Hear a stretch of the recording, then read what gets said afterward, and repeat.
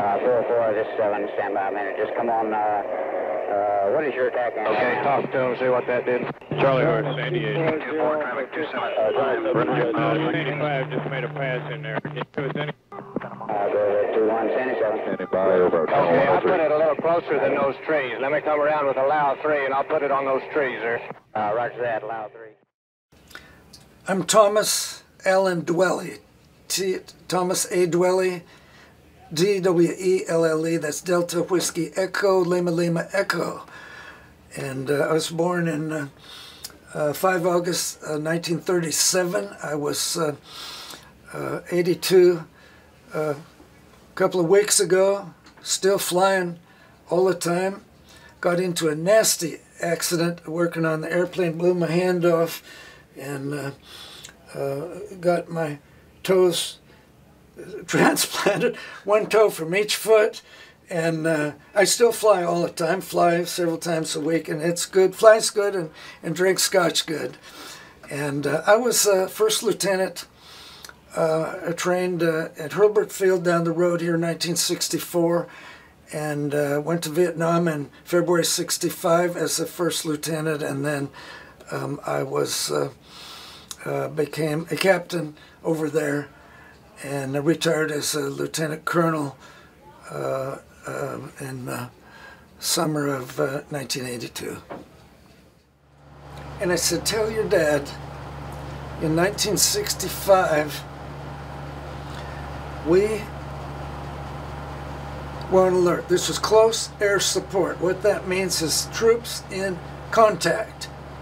We were scrambled off alert many, many times. I probably got 100 missions off a night alert.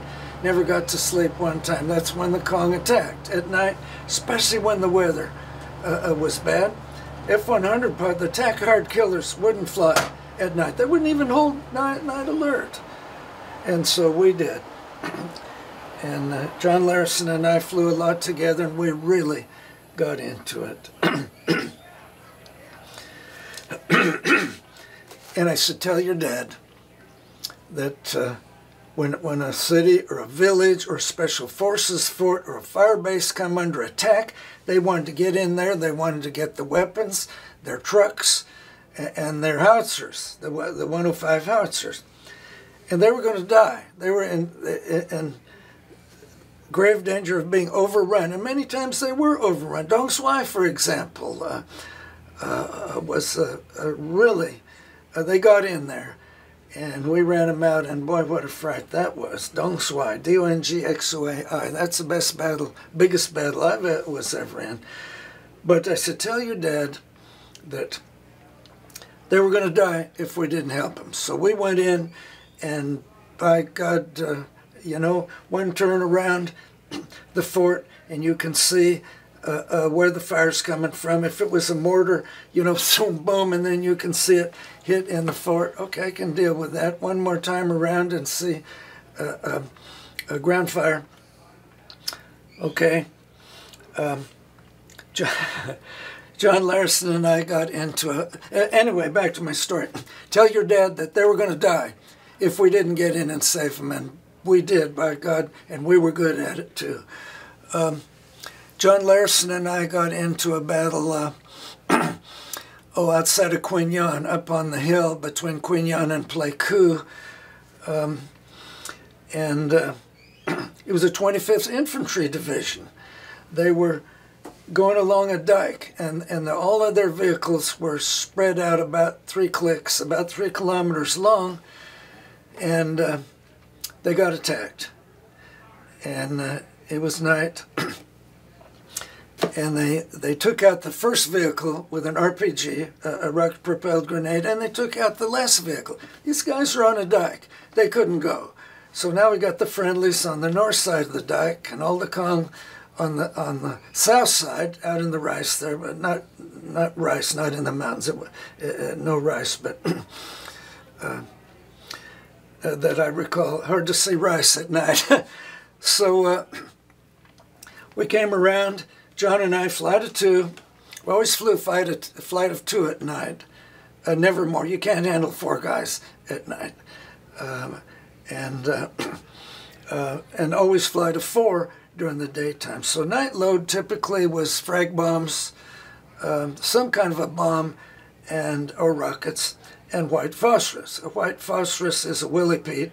It's a 100-pound bomb, white bomb, and it has a stick of dynamite in the middle, and then burning white phosphorus, which you hit it, and boy, and you got a huge, big umbrella shower of burning phosphorus,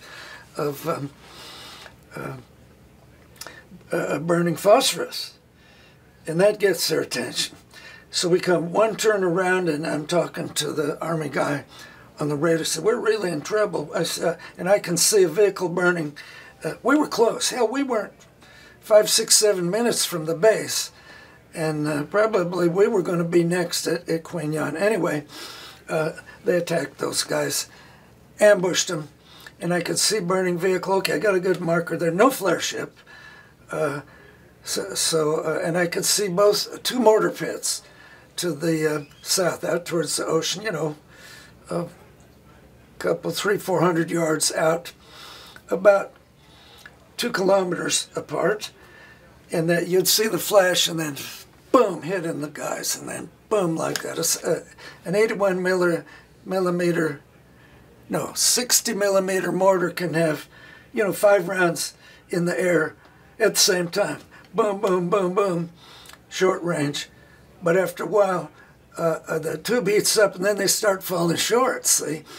So I observed all this, and I said, John Larson, my number 2, one of my very best buds, even today we're band of brothers. In fact, he's here with us today, Fort Walton Beach, Florida. I said, John, I'm going to make a run parallel to the friendlies.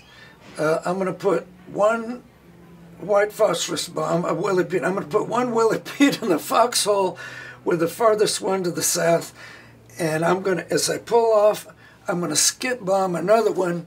It won't be real accurate, but it'll be within certainly the sheriff's sparks.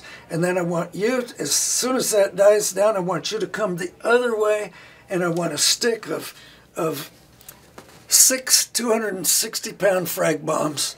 I think we carried 24 of them on that mission. As I pull off, I want you to come the other way. And boy, he did that too. Boom, boom, boom. And he covered that 3-kilometer area there, or certainly 2 kilometers. No, it must have been at all, because there were RPGs at each end. And I said, wow. And I'm talking to this captain on the radio, and he says, boy, that was good, guys. Now he says they're close. They're right up next to the dike. Okay, so now we started bombing. John would go this way, and I'd go that way. So we're swapping head-on passes. And pretty soon, and he keeps calling closer, closer. And I still think we had 6 or 7 bombs left. And closer, and I'd drop a bomb, and he'd say, closer. John would drop one, closer. And I said, John, hold off, buddy. I'm going to put one right on him. I'm going to put one real close. This one's on me, for better, for worse. Hold off. I'll do this. And by then, we were pretty good. I mean, we could drop a 30-foot bomb every time, you know. So I rolled in. I said, okay, guys, buckle down, dig in. Here it comes.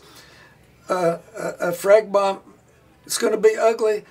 I didn't hear anything from him. And I said, okay, bombs away. And I said, it's going to be 5 seconds, bombs away, now. And I pulled off, and as I pulled off, he keyed his microphone, and I heard the bomb go, and the bomb heard it go off over his radio, and he said, Jesus Christ, that's close enough, that's close enough. And to this day, I don't know if I got any friendlies. I certainly hope not. But the guys were hiding on the other side of this dike. They were all hunkered down, so I figured I was safe. I told them, man, dig yourself in. Now, fight isn't over, and we're out of bombs. So now we started strafe. We each had 800 rounds of 20 millimeter guns, and typically every fifth one was a tracer. But I don't remember tracers that night. That could get you hurt if they followed you back up the tracer. I don't remember shooting tracers that night. But anyway, so he'd tell me where the thing was, and I'd shoot, and we weren't doing any good. And I said, okay, John, I'm going to go in with my lights on. Again, now we're swapping head-on passes. And you know, with these four 20 millimeter guns, I think it was an M2 or an M4 cannon, with all four shooting, you could put out 50 rounds a second. And that's half the lead that a Gatling gun will do. You know, that M61 A-1 Gatling gun that we had on the F4 put out 100 rounds a second. Well, this would do half of that. So, you know, you can give it a 5-second burst and point it to. We didn't rake, typically rake an area, although I did at Dunkswy one time. Got everybody back over the dike. That's a whole nother story. But I said, John, I'm going to go in with my lights on and draw fire. I said, as soon as you pick a target, you tell me. And we had a little pinky switch outside of the throttle. As soon as you pick a target, you tell me, and I'll pull off and turn. And sure as hell, I turned, and boy, here it came, just where I was. Hey, that's working good. John says, okay, I'm going to do that too. And this crazy stuff. I mean, they don't tell you to do that. It's not brief, but damn it, when the crap's hitting the fan, you got to do what you got to do. And it's extremely dangerous, as you might imagine. But there's guys dying down there, and that was our job, and we were damn good at it. Okay, so we start daisy chaining back and forth like that until we were out of ammunition. And it worked really well. About the second pass, I pissed somebody off because as I pulled off, a rocket, it might have been an RPG, I don't know, went right up past me between the wing and the tail, right next to the cockpit, like that. And again, the Army guy on the ground said, "Oh my God! Did you see that?" And with my best John Wayne voice, I said, "Now, how could I have possibly missed that?" You know. So you know, there's always some ways to entertain yourself. It was a good year, exhausting year, totally exhausting. Now, Rich, that's the only war story I know. I flew 270 missions, and that's my only war story. What year was that? That would have been mid-1965. I flew, back then you did a whole tour, a whole year. February 65 to February 66. And you were there a whole year. I got to come home for 2 weeks, right in the middle, and boy, that was good because it was exhausting. You know, the old SPAD at Combat Power, you got to be 130 degrees in the cockpit, so we'd cut off our flight suits here and move the pencil pocket up, and coming back from a mission, you could run the canopy back and get your flight to loosen up the straps and parachute straps, and the whole flight suit would fill up like a balloon, and that's the only air conditioning we ever saw. But it was, you know, you just did what you had to do, and quite frankly, it was a lot of fun. And in my video, Tom Dwelly. In Vietnam, I explained a lot of this, and it was an interesting year. It was a lot of fun, and I took a lot of hits in that video. Because look, here's that lieutenant or captain, whatever, having a lot of fun. I mean, that's terrible. That's, you know, he shouldn't be having all that. Well, guess what, sports fans? If it wasn't fun, I don't know why you'd do it. I mean, we were trained to do that. I flew air defense during the Cuban Missile Crisis, F-106, out of northern Michigan. Had my own nuclear rocket in a single-seat fighter and authority to use it unilaterally. We punched us off on October the 22nd, 1962, and we pulled the pins out. We thought we were going to war. We thought it was nuclear war, and I had authority to use it. So I'm still a second lieutenant. In the history of the world, probably that was pretty rare, a second lieutenant with a single there were normally nuclear weapons, always nuclear weapons have two-man concept. There was nobody else. So that's it, sports fans. Oh, that was one more story but it was an interesting tour. 23 years, 270 missions in Vietnam, and gosh, I'm proud. We were proud. We were there because, by God, we wanted to be there. And let me say this about Vietnam. I feel real sorry for the kids that were drafted. And if you didn't want to be there, that was no damn place to be. And, you know, the Chi-Coms were making real pure heroin available through the hooch maids and the prostitutes and the bathhouses, you know, and what have you. And that really screwed people up. But those of us that trained early on, that was our job. And we really, these guys you're going to meet here tonight, they were there because they wanted to be there. But I'm the oldest of four brothers, and my next youngest brother, Steve, he flew F-100s out of Tuiwa, became a Thunderbird. He was Thunderbird 5 in the F-4. And then Walt, number 3 brother, flew the big one, A-3s, around the Mediterranean, out of Rota, Spain, looking after the Libyans and probably Israel too. And they nearly got him, but he's there flying out of Rota, Spain, while Steve and I were in Vietnam getting our butts shot off. Youngest brother, David, said, hell no, I won't go, and he was headed for Canada. So, you know, but he was of that age. He would have been born in 1948, and so, but that's, I feel real sorry. Conscription is not the way to go. Only the damn Chinese can win a battle of attrition, you know. And we tried it, they tried it, and it didn't work. You talked about air losses. We were chatting earlier next door when you showed me some of the graphics you put together. In 1965-66, the air losses for Skyraiders was exceptionally high.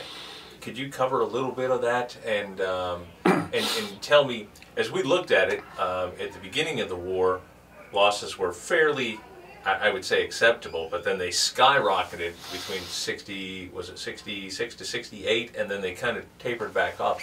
You were saying, what kind of missions were you flying at that time that were so hazardous?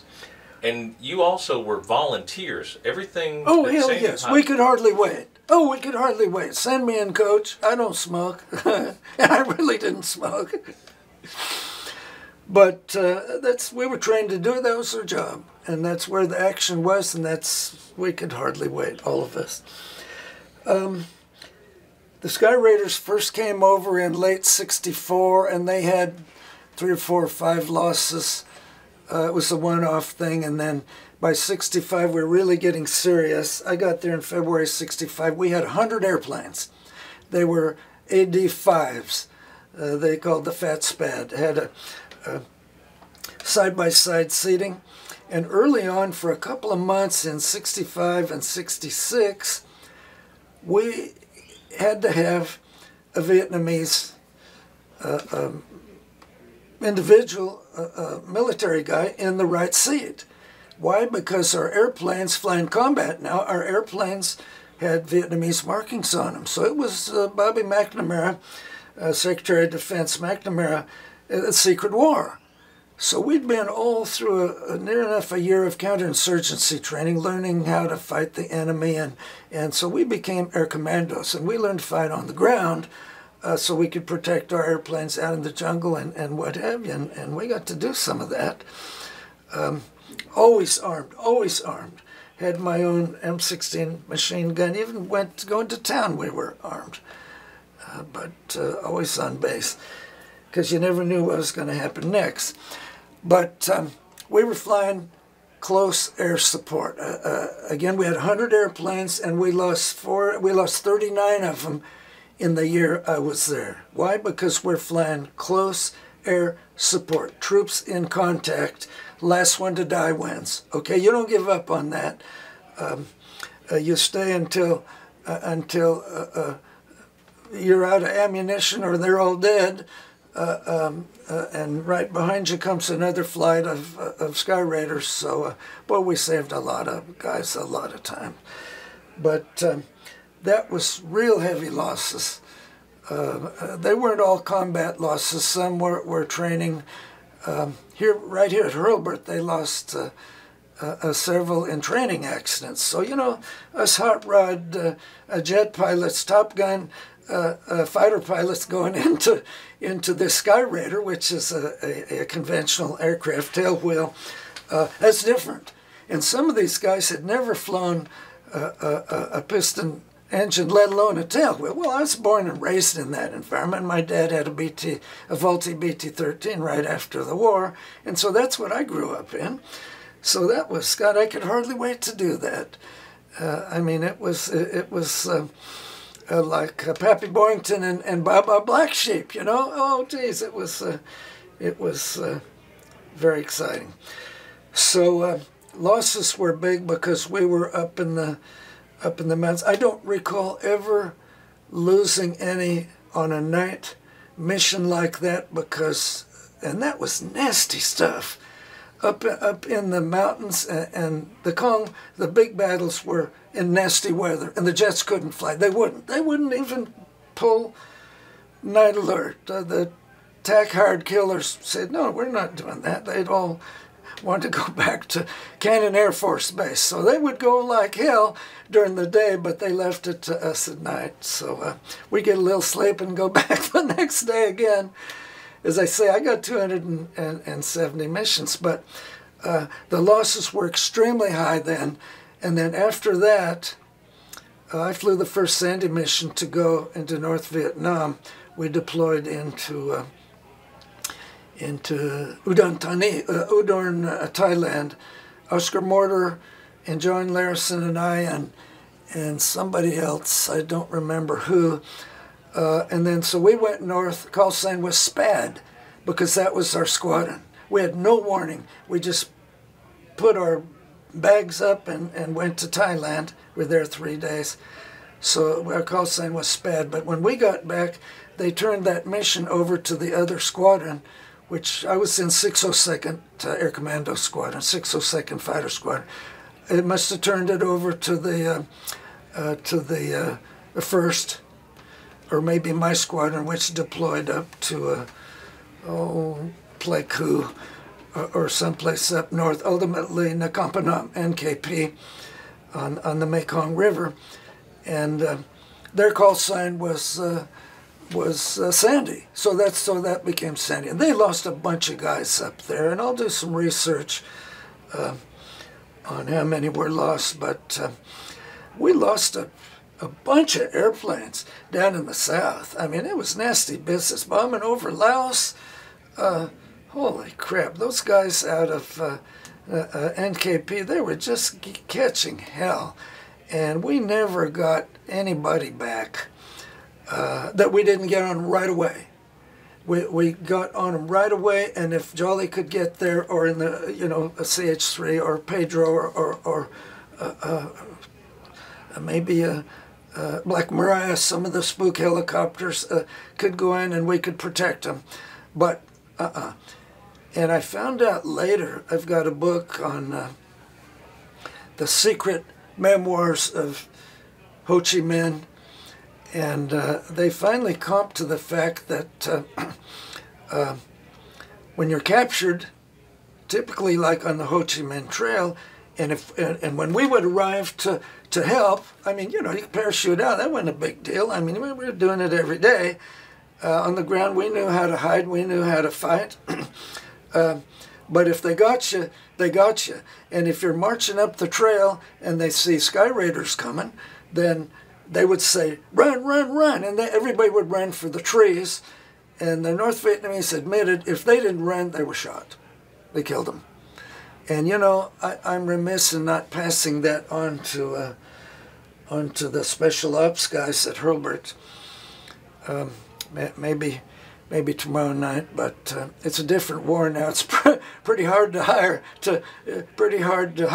out in the desert. But a lot of stuff's coming out now, which we really didn't have. Up north, some of the guys were shot down by Sandy, shot down by SAM missile, that SA-3, and that's a big giant white telephone pole going 3 times the speed of sound. And we were later to address that years later when I went back to Thailand in F4. But back then, if you were high, you know, 4,000 or 5,000 feet and fairly close to the SAM sites, they got, I think, 3 Skyraiders or 4 with SAMs. The other thing, which we didn't face when I was there up north, that SA-7, the Russian heat seeker missile, the shoulder-fired Strela missile. And they shot down 3 or 4. Now, who would have thought that an American Sidewinder missile copied, reverse engineers by the Soviets in this SA-7, the Strela, would home in on a piston engine exhaust? But it sure as hell did. They got a Gunny Bird, they, you know, C-47, they got, some 123s and electronic intelligence C-47. And so, you know, I warned of that when I returned in 1966. I went to Rand Corporation. Actually debriefed in Saigon, debriefed Hunter Harris, Admiral Harris in COMPAC, Commander-in-Chief Pacific Command in Hawaii, and then on to the Air Staff Board at the Pentagon. And I said, damn it, we're out of bombs, and, you know, I've got problem with directing fire, flying through somebody's artillery. You know, the rocks, the Koreans had artillery, the Army had artillery, the ships had the battleship artillery, and every day you could inadvertently fly through somebody's artillery. So when I came back, I wrote a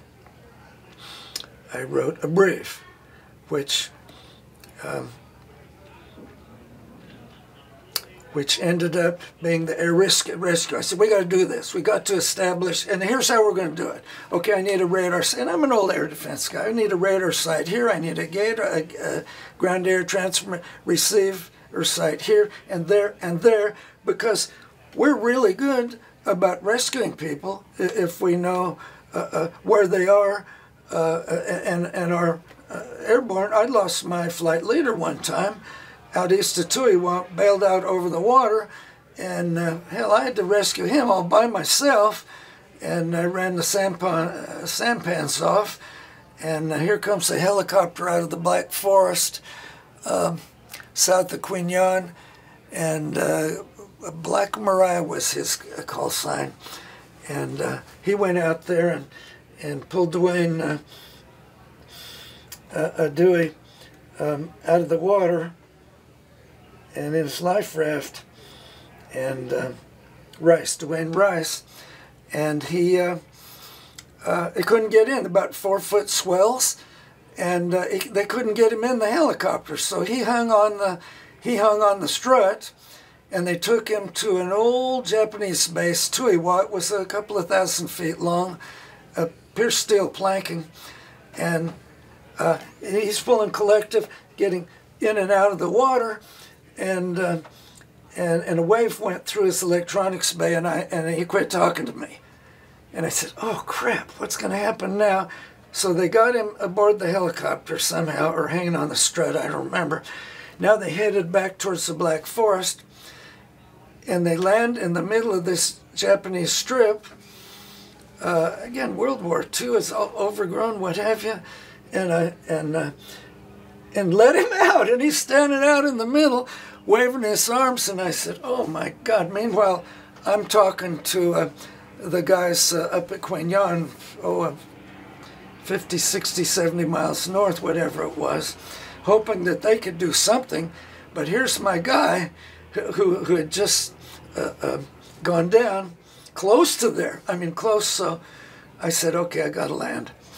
So I came right around, and I'm pretty low on fuel by this time. And again, we're flight of 2. For some reason, he sent the Ish Ingram leading 3 and 4, sent Ish back. And then we got into something he said was water buffaloes. I don't know what was going on. No, elephants. Elephants. And, you know, Viet Cong motor pool. Okay, so, all right, so. And again, I'd been flying tailwheel aircraft and, you know, for years, into high school even. So I said, okay, I'm going to, and I looked at my chart and I said, oh God, it's, you know, this is short. But here's Dewey out there waving his arms. I said, okay. And so I slowed it right down, and bam, I hit like a ton of crap, which kills a lot of airspeed. And I was slow, slow, slow, slow. I knew I had to be slow. Just as I got off to the end, I unlocked the tail wheel and ground looped it. And a Skyraider will stop right now when it's going sideways. Okay, and I turned right around, went back to the middle of the runway, picked him up. He's soaking wet. He never did talk to me on the radio. I don't know what the hell his problem was. You know, he had a survival radio, but he never talked to me. So after I ran sampans off, then here comes Black Mariah, got him ashore enough, so I came around now, and as I went by him, he jumped off to the side. I turned around, picked him up. Now I got an empty right seat on the right side. He gets in, and sitting, no parachute or no survival equipment. Now his head is about right here to me, and he starts to jabber him. The guy was Abel Sugar. I mean, he was just going ape. He was bananas. And Tom, I said, I got you wired, Dewey. So we went down to the far end, as far as I could get, turned around, and ran everything up. And I put the flaps down to takeoff. No, I didn't write. Flaps up. And he said, now you know what to do. You know, you go as fast as you can, and when you get a scratch, then you put the... Dwayne, shut up. And you know, I'm Tom, you know what you... Dwayne, shut up. And the third time I said, Dwayne, if you open your mouth one more time, I'm going to kill you. And I didn't hear any more out of him. And boy, I did just that. Got to the end of the runway, going like hell, and put the flaps down. Ran out of runway, put the flaps down, got going again, took him back to Queen Yan. By now, everybody's waiting. Holy crap. Everybody gathered around, because they've been listening to all this on the radio, see? And so he was bananas. He had a nervous breakdown right then and there on the wing, and I never saw him again. He died later on. At George, he was going to become Wild Weasel, F-105 Wild Weasel, so died after a tennis game. So tennis can be hazardous to your health. So really, that's the only other war story I know. I've heard Black Mariah mentioned a couple of times. Really? Can you tell me what Black Mariah is? I'm not familiar with that at all. Like our call sign was Spad or Zorro or Sandy or whatever. That must have been they were spooks. They were Army. That's their call sign. Black Mariah 25. like the Battle of Quignon. He was, what was his call sign, John? Oh man, talking to him on the ground. Can't remember. God. Anyway, you know, I can remember every one of my combat missions. I can remember absolutely every one. Some of the details are getting a little sketchy. Jim George was talking to me yesterday, and he said, you know, I can't remember what I had for breakfast this morning. Oh, that's said, good. But I can tell you every detail of every mission, you know, because it's still just that sharp. And I think most of the guys have that. I wish I'd saved my mission cards on who flew and what the coordinates, you know, X-ray Sierra, 524675, whatever, who flew, what ordnance we had, and what the KBA was, a BDA, battle damage assessment. But I didn't save them. I mean, you know, that was not important. I flew with a Nikon around my neck, and I came back with 600 color slides. I've got some really good stuff. You'll see some of it next door. I was looking at your stuff in your video, and you're one of the few. There's either a video guy or a photographer. You either have one of the two talents. You seem to be dead center. I mean, the stuff that you filmed was absolutely amazing, and then the stuff you shot with a camera was very well. Yeah. John Larson was another one. His pictures were real good. Hell, his pictures are better than mine. So we swapped pictures, and that's really good. So later on now, the losses got less simply because we didn't have that many airplanes. The Navy, you'll see on my chart, I think we lost 680 total aircraft, fighter aircraft in 1967.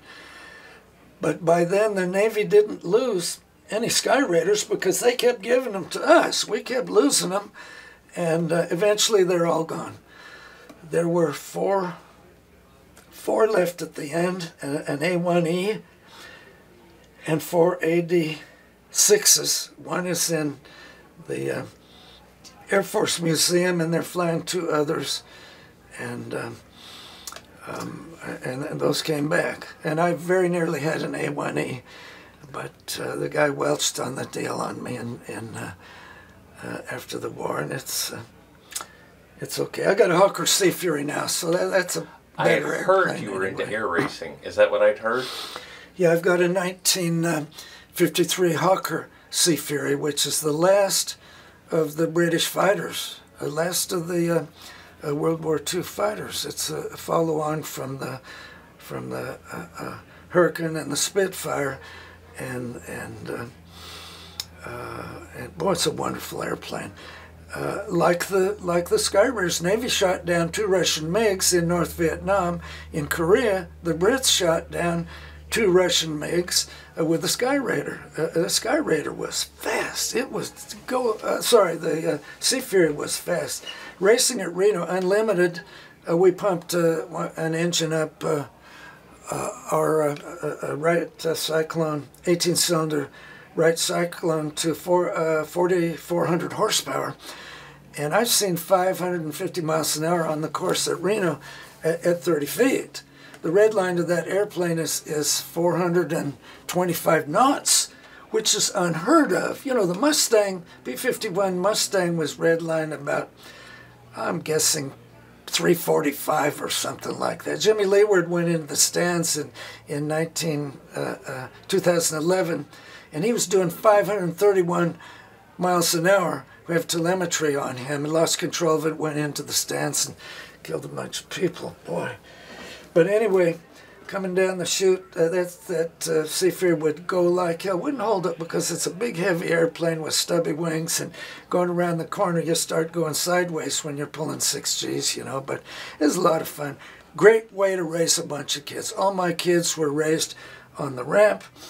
All those years, we raced 23 years at Reno. My wife was racing in the biplane class, and Ken and Tom, we won the T6 class. I won it twice. Kenny won it the third time, and Kenny and Tom Jr., everybody raced at Reno. I mean, that's what we did. And what a great way to raise a bunch of kids. You teach them honor, integrity, and, you know, we had, well, that's a whole nother story. But anyway, it's a dedicated thing, and boy, you can do whatever you want to do, but I feel blessed. Kenny went on to fly the F-16 at the end of the Gulf War, and then the stealth fighter. He was a Top Gun guy with the 117. They all went to the airlines, and now work for me, fortunately. Best thing that ever happened. Now, what kind of job do you, what company do you have now? What do they do for you? My brothers, I grew up in the petroleum industry in California. My grandfather founded the Beacon Oil Company in 1931. So at 9 years old, I started pumping gasoline and changing oil and fixing flats and that kind of stuff. And so we knew how to do it. All through high school and college, then we went off to the war, whatever, airlines. And 1979, I retired. Actually, before I retired, need something to do. So we bought 10 service stations. No, 7 service stations. Borrowed $2 million. 10%, 10 years, paid it off in 8 years. So borrowed $25,000 to start, and that would be October of '79. So I became general manager, and last year we gross sales over $2 billion. So that sounds like a lot, but you know, when it depends on fuel price. When fuel's $4 a gallon, you're going to look good, but that's not profit. That's total gross sales. Or if it's $2 a gallon, you know, you got half that. But anyway, it's family-run business, and we're still all over the United States now. We're Flyers Energy, and so we're all 4 flyers. Everybody flies. The wives fly, the kids fly, grandkids are learning to fly now, and we got a nice big hangar at the Auburn Airport east of Sacramento on the way up to Lake Tahoe, and we're having too much fun. We do air shows. I've got 2 AT-6s. If one of the greater generation dies in the Sacramento area, we can put together a 4-ship with smoke in 2 hours. So that's what we do. It's a lot of fun, and it feels good. And it feels good to come here and meet with you guys every other year. You know, John Larison and the guys that do this, and in 2 years we'll be in San Antonio. And I can hardly wait to go to Hurlburt Field this afternoon and see if there's anything left of that wonderful display of aircraft that we flew in Vietnam that were gate guards out there. So I'll do that.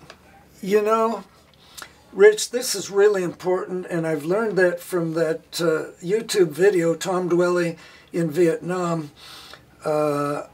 We've had 90,000 hits on that now, and people call me up and they say, you know, this is, nobody ever did this. I mean, I poured my heart out, perhaps too many personal stories, kind of like what I've done today, but you know, talking about it helps, but I'm fortunate to have all of these pictures in that wonderful film, and we're going to redo that film now. I've invested, joined a partnership with the latest technology, digital equipment, and we're going over all that film. I've cut it down to about 25 minutes, and we've restored the color literally a frame at a time, and I will then narrate it again. And now we're going to stuff slides in there, okay? And my color slides, I restored those too. The guy's a wizard, and George Myhill, and he's Office of Image Archaeology.com. Office of Image Archaeology.com, and he's really good. And restoring this stuff and putting it in files and digitizing everything. We're now labeling film my father shot. I got this from Dad, now that I think about it. Started with a Brownie box camera. Dad had a Bell & Howell a movie projector, and he shot movies of us 4 kids from 1946 through 1966. And I've got it all, 5.5 hours of film. We've now cut that down. We finished it last week to an hour and 59 minutes. And my next youngest brother and I went down there Monday, had a couple of beers, and we narrated this film. But I got to do that again with all 4 brothers there, you know, because things pop up, and you know, it's really fun because now I can produce film of the kids when they went to their junior high prom or their high school prom. All 4, Dad has it all, so I can say, here's a clip, take this with you, and you know, that's pretty unique. So Dad gets full credit. We're at a point now where we can pass those memories down and save them forever in the digital world, which before you had to worry about time and the film decomposing. And sure. It's just been, it's amazing to do this. That's really important, what you're doing, Rich, and I totally appreciate that. I wish we had done that. My brother David wanted to do that in the early years. He wanted $3,000 from us to buy video equipment and do this, interview the grandparents and the parents, and nobody came up with the money. I went off to the war and what have you, and it fell through the cracks. So we're trying to backfill that now, and it's too late. It's not too late. Now it's the right time to do sure. it. Because equipment is reasonable now. Sure, I sure. mean, you're looking at what I've got here. I've probably got, I don't know, 2,000, 3,000 in equipment that I can take anywhere and do anything sure. I want with. You know, it's nice stuff, and it works very well for us. You know, it's run and gun. Looks like more than that, Rich. But thank you so much, Tom. I really appreciate your time. Probably 10 missions. He would come up, Tom, I'm coming up. Can I fly with you? Sure. He called me when this film comes back, my slides. So I'd call him and he'd come up. He was the chief photographer for Life magazine. And we did a bunch of covers during that time. And he taught me a lot. And I forgot my train of thought there. You had a lot of very unique photography and video. Oh yeah, the camera pod stuff. So they built a camera pod. It was a 250-pound napalm can with a window in the front and a window in the back, and a 16mm Cinecam, movie cam, color looking forward, and a 35mm rapid sequence still looking forward, and the same thing looking back. So I think I got 10 missions doing that. So I could roll in on a target and hit the rocket button up on top of the stick and start the front cameras going. And then as soon as I started pickling off napalm and white phosphorus, you know, Willie Pete, then the back cameras would show up, and all that stuff was spectacular. Well, it'd go down to Saigon, and they'd send it off to Hawaii, to Kodak to be processed. Okay, it'd come back, they'd call me. I'd jump on the Gunny Bird and go to Saigon as they opened up the can, and then they'd go through it, and they'd go clip, clip, clip, and the stuff would hit the floor. I said, well, wait a minute, guys. So they set me up with a table with my own viewing and splicing machine and everything. And so every time a roll came back, that stuff that hit the floor, if it was any good at all, I'd just hook it together. Finally, at the end, I said, come on, guys, you're getting all the good stuff. Like, help me out here. I mean, it's pretty good, but one clip in particular, we bridged up a thing where I'm going to fly with the camera, and it's going to fly right behind me, and I'm going to pick a target, and I say, okay, I'm starting the camera now. Okay, and he'd fly right behind me and start pickling off, and you can see a napalm can come off his airplane and then hit the ground, boom, and another one gets hung up and shakes the airplane like that. That's in my film, you'll see that. And that's unique, nobody, and so I got that. It hit the floor, and I said, no, I'm having that one. Boom, I took it, ran it in there. I didn't say anything because they didn't know how unique it was. What really irritated me, from flying air defense, I was real good at 16 millimeter gun camera film. You know, in the F-106s, we had film all the time. And it was just critical because you didn't get the kill, it simulated kill, and if the film didn't work. So we were real good, and I knew that. So my gun camera film from the airplane was good stuff. And I'd go over and edit it and hook it up. And 2 days before I left, I went to get my big reel of film. I said, we don't have it. I said, don't tell me that. He said, oh, the Office of Information came by and they took it. I said, you're kidding me. That's my goddamn film. And so I went to the Pentagon. I went from, you know, then my debrief to Saigon to Hawaii to the Pentagon, and they said, no, we didn't get your film. So the fucker stole it. And the camera guys stole my film. Boy, that, you know, I mean, one of my real good buds is Bud Anderson, a fighter ace, a triple ace. Mm-hmm. I'm going Saturday night to the Fighter Aces reunion with him in San Antonio. And Bud has all of his film, and thank God, because it's spectacular stuff. He's triple ace. And he's my neighbor in Auburn, California. Oh, yes. So I read his book. Oh, yeah. To Fly and Fight. There's a new book. There's some. Give me your card, and I'll send you the new one. It's color. Well, I'll give you my card. Yeah. If you don't have color pictures in the back, I'll send you. Okay. I'll send you a new one. It's good. Chuck Yeager is still in the front. They don't get along very well, but. Are you recording this now? A little bit, but you'll never see that. I'm going to give this, part of this, I thought, as long as we're recording this, you know, this would be good if you wanted to use this later on when you're talking about your welcome. stuff. You're welcome to use anything I say. I'm not going to say anything real stupid except the odd fuck once in a while. That That's makes not it real. too smart. But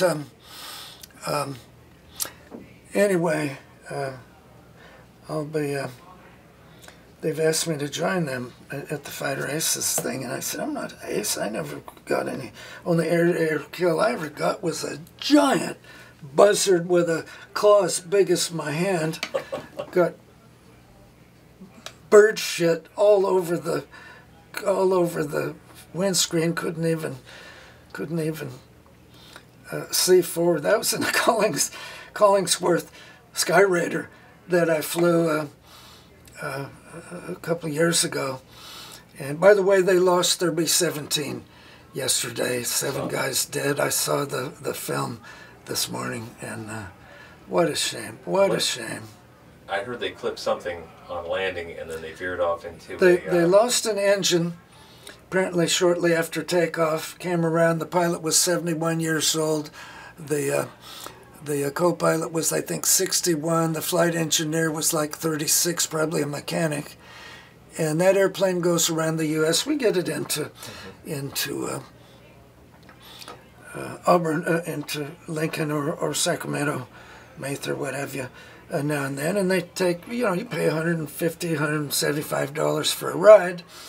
And that's how they make money. It's a wonderful opportunity. Well, they lost an engine and came around, and he lost control of the airplane on short final, and it fell off and hit what's described as a house where they defuel, where they use anti-icing. Right at the, you know, when the weather's real nasty, they de-ice the airplanes right at the end of the runway, and then you go, because it blows off. You got to go right now. So they hit that building and shoot a wing off, and and rolled it into a ball. The crew, all 3 guys up front died. And when I heard the losses, I figured, and that they'd hit a building, I figured the guys up front were the ones that probably suffered the loss. yeah, Yeah. yeah. Well, I'm glad that most of the passengers got out. One more war story, and this one is for publication. 1 second, I am down to 1 card. This one's got a huge card, and that one is just short, so I want to run one more if you don't mind. And thank you again for taking the time. I really can't tell you how much I appreciate this. By the way, that call I just got, I believe my suitcase, I managed to outmaneuver my suitcase yesterday. 1 second.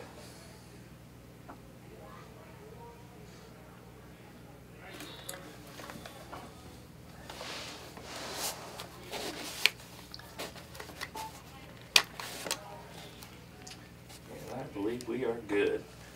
We're good left, we're good right. So what is your favorite plane? Test. Wait, I'm Tom Dwelly still. Yep. It's 4 October. We're in Fort Walton Beach, Florida, and I'm with Rich. This is cut 2. Rich, you had a question. What is your favorite plane that you've ever flown? Out of all the inventory, what is the plane that you've enjoyed the most, or that you have the most love affair with? Let's put it that way. You know, the first fighter I ever flew was the F-86L, and that was in training. God, I loved that. Big bubble canopy, big fire-breathing afterburner.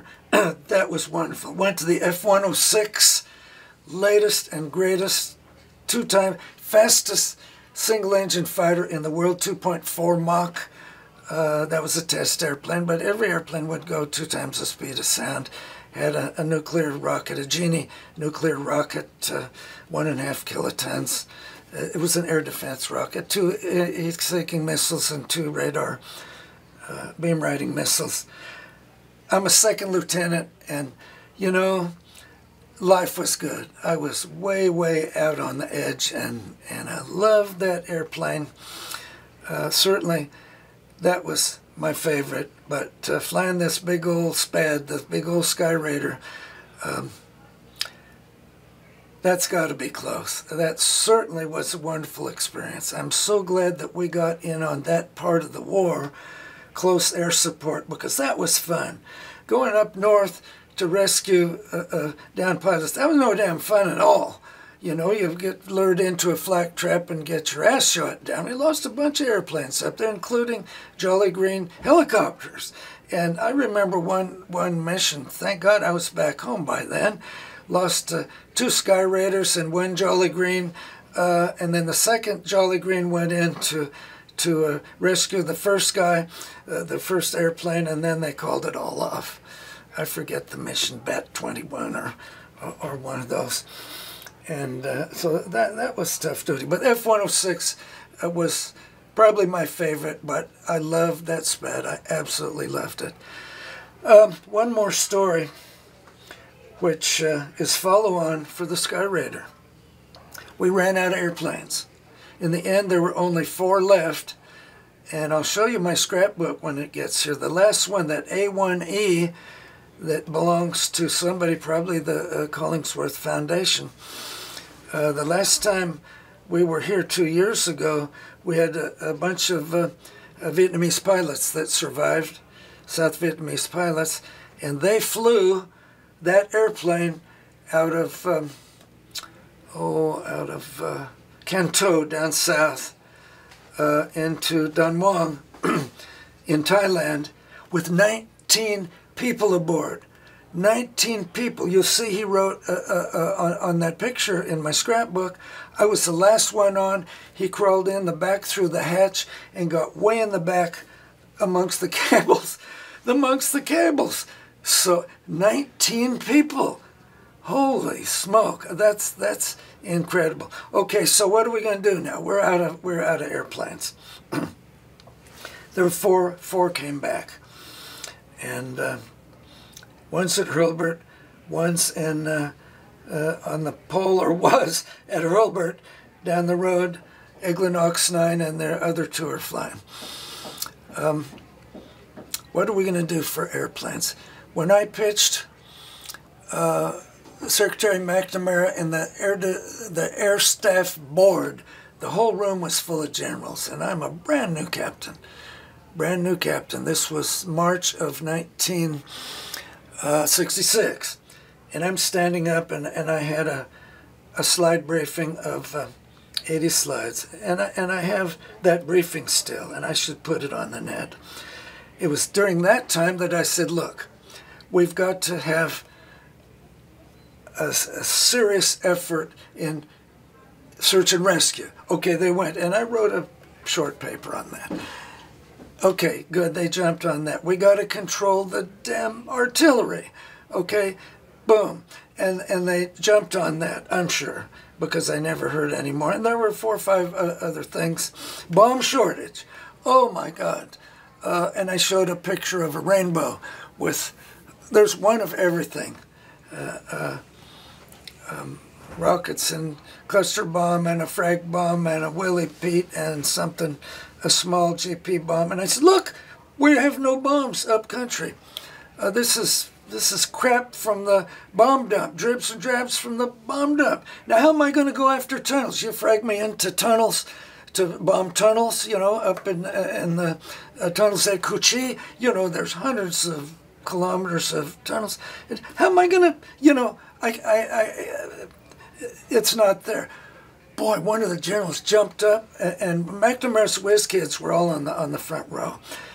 And he jumped up and said, Bob, you told me we had plenty of armament. And the guy said, he said, General, we have plenty of armament in country. He said, well, it's obvious, but the captain said it's not in the right place. And they started to, I said, whoa, wait a minute. Gentlemen, excuse me, please. Let me interrupt. I had to figure out some way to defuse this. Although I loved this guy was taking hits. One of McNamara's frickin' whiz kids, right? Those bastards. And I said, you know, in all fairness, it might have changed. I haven't been there in a week. Well, it brought down the house. Okay, at the end of that briefing, there's a line of generals waiting to shake my hand. What could they do? Send me to fucking Vietnam, you know? No. Oh, bleep that one. What could they do? Send me to Vietnam? And the other thing I said is we need more Skyraiders. We need more Skyraiders. We got to go back into production quick. And mind you, this is March 1965. And this suit jumps up. He didn't jump up. He sat there with his feet up, and he said, Captain, he said, if I gave the authority to go into production right now, it would be 1 year before the first one came off the line, and that war's going to be over. And I said, excuse me, sir, would you introduce yourself? And he said, well, I'm Dr. Harvey Bluggs, you know, Harvey Scoop Show, whatever his name was. And I said, sir, with all due respect, from what I've seen and what I'm hearing today and what I heard in Saigon and what I heard from Hunter Harris and his people at PACOM, a year from now we're going to be in the damnedest war we've ever seen. And it gets real quiet. It gets real quiet. Guess what? A year from now, we're in the damnedest war we've ever seen. Okay, from there, I go to the Pentagon for 3 months. They're working from the Air Defense branch. Well, I spent most of my time down in counterinsurgency. Okay, so from the Pentagon, from the Air Staff Board, they sent me to the Rand Corporation to lay down the requirements of what was to be the A-10. Okay, so I said, okay, I was there several days, round table discussion, about 10 people, and I said, okay, Cam Dwelly, what do you need? I said, okay, I need 3 things. I need a big gun, I need good armor plating for the pilot, and I need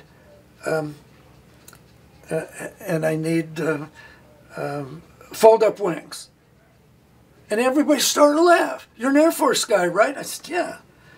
He said, what do you want fold-up wings for? I said, when we take a hit on a spar, that's a bad hit. We don't have to call Red Horse. We don't have to put the airplane on a carrier and send it back to McClellan or wherever to get new wings.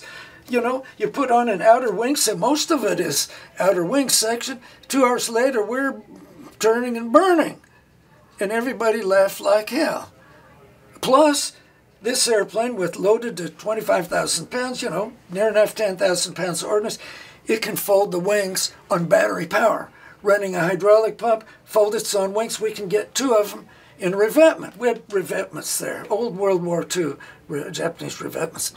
And oh, hardy, har, here they go again. Oh, good. So you're going to get get 1 mortar round, and you're going to lose 2 aircraft instead of 1. Hardy, har. Wait a minute, not so fast. Our problem is not mortars. The odd mortar attack, that's just a nuisance. A lucky strike could be, but the problem is a sapper attack. People getting in through the fence and coming in and destroying our airplanes. And that actually happened then. Before and then again later at Benoit. Actually, it was before. So we concluded that and had a great time visiting as we went out. And what did we get?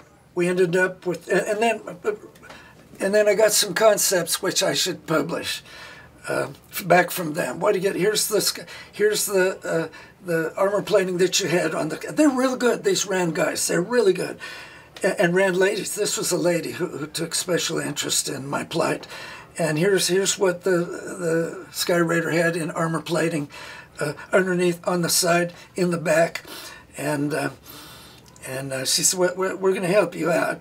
And that ended up with the A-10. Oh, they also said, we're going to give you 450 knots. I said, I don't need that much. I just need a bunch of airplanes strategically out there and a network to light the system off and to direct. No, we're going to give you 450 knots. They said, I don't need that. Don't waste the time in the field. No, we're going to. Why would you do that? It's March of 1965, and I'm an air defense guy. I should have known this, but it was top secret, I guess. Probably code word, knowing those bastards. There is a missile that the Russians have reverse engineered, a Sidewinder missile. Later, the Stinger, our Stinger, but that was a vicious weapon, that Stinger, right? Wish 'em dead missile. It goes immediately, no time to jink. But the ATOL, the SA-7, the ATOL, we called it the Strela. And you could see it coming. You could see it coming. And one of my brothers, a Pakistani brother who flew in both Pak-Indian wars and Arab-Israeli wars, and I still see him, talk every Saturday with him, and he says, that thing, that ATOL missile, he says, that's terrible. He says, that's a dog shit missile. He said, I fired a lot of them. He said, either it wouldn't go, or it wouldn't guide, or it would go off over the, up over the wing, or it would hit the airplane and not explode. He said, anybody that got shacked by an ATOL deserves to die. Now there's a fighter pilot for you. There's a fighter pilot for you. Been there, done that, and so, but see, they knew. They knew that this thing was coming. We didn't know. Okay, the first, and it's 1966. It was 3 years later, all of a sudden we lost two Skyraiders in one day, and a C-47. They knew, and I talked to the guys that survived, jumped out, and got recovered. No, we weren't briefed on that. Nobody was briefed on that. Well, damn it, you know, that's cruel. That's wicked. That's a disgrace. Over and out. Now you're smart as I am, Rich. I'm going to go have a drink. I'm going to be with you. So, would you be possibly credited as being the father of the A-10, bringing that forward? I certainly was instrumental. Oh, one more thing. One more thing. You can patch this in. 2 out of 3 ain't bad, okay? I got the armor plating, I got the big gun. That 30mm thing is wicked depleted uranium tank killer. Just right. I didn't get fold-up wings. There's an article in Aviation Week last month where they just concluded $1.1 billion to replace the spar in 180 A-10 aircraft to carry on through the in the future. You know, I mean, it's a gunfighter and it's self-sealing fuel tank. You can't do close air support with an F-35 with 2,000-pound bombs, damn it. Oh, I know. They've got small diameter bombs and they're glide bombs, and I know all that. But I got to fly the F-35 simulator, the full motion simulator down in Fort Worth. I went there with a bunch of POWs. They let us in, gave us the place. And it's wizard. It's wizard. I shot down to, it's been, what, 40 years since I've flown an aircraft with a head-up display. I shot down 2 MiG-29s and then made he says, do you want to fly in the F-35? I did an Immelman on takeoff. I said, no, I won't do it. Yeah, well, yep. Did an Immelman on takeoff. Shot down 2 MiG-29s. It's wizard. What a wonderful training aid. And do you want to fly the B model? I said, is that the jump jet like the Harry? Yes, yeah, it is. I said, is it like a helicopter? He said, yeah. I said, I don't know. I don't do helicopter. Oh, you can do it. Oh, you can do it.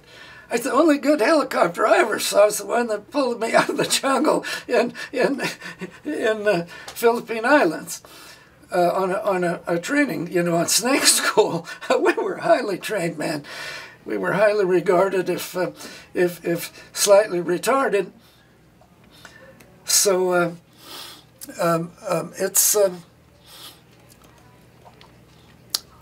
I went ahead and he showed. He's hanging over the cockpit is open, and he's hanging over, showing me what should. I didn't even know how to fire side stick control. I'd never done that before.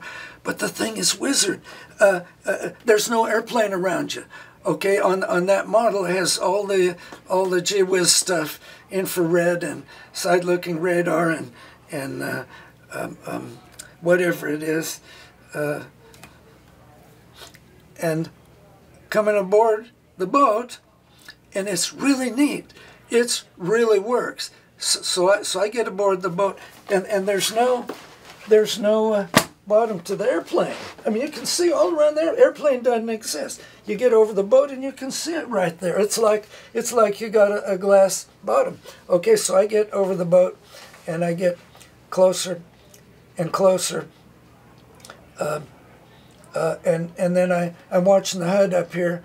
So as I'm coming back on the speed, and I get the speed to 0, and it fell off the back of the airplane, and I'm going down trying to land. Shit, I got a ramp strike going. Okay, so I come up, race up, and I go forward again, and I get over the deck, you know, 30-knot overtake, and I close on the deck, and I start to let down, and I slide off the damn back again. What the hell? Thought never occurred to me, the boat's going 20 knots. So I should have killed the ground speed to 20 knots instead of went to 0. I mean, well, shit, I don't know anything about helicopters.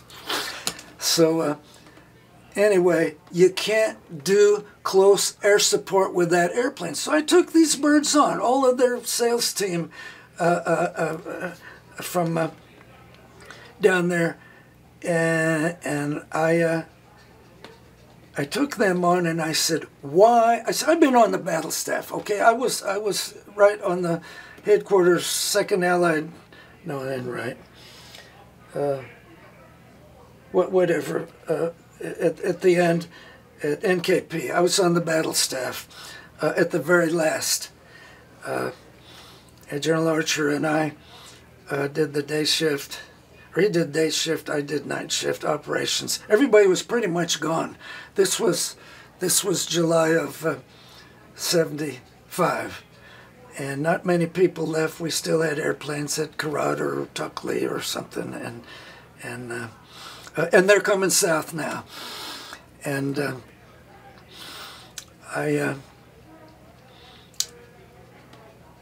anyway, back to my story. You can't. I took these guys on. I've been on the battle staff in NATO, okay, headquarters, 2nd Allied Tactical Air Force. I was on that battle staff. I was on the British battle staff. I flew with the RAF one tour, and during the Falkland Islands, I went down on their battle staff and looked over. I still had all my clearances, and looked over their shoulder and said, "What are you guys doing about this and this and that?" I mean, it'd been a long time since they'd been in a serious fight. And all my buds were there now from my earlier tour, exchange tour with the Royal Air Force in 69, 70, 71. By now it's 80, 81, 82. And their headquarters, their combat headquarters is in RFG in Germany, where I was assigned in NATO. Chief of Fighter Operations. And why would we could get down and see the whites of their eyes, or see their gunfire, tell what kind of a damn weapon, you know?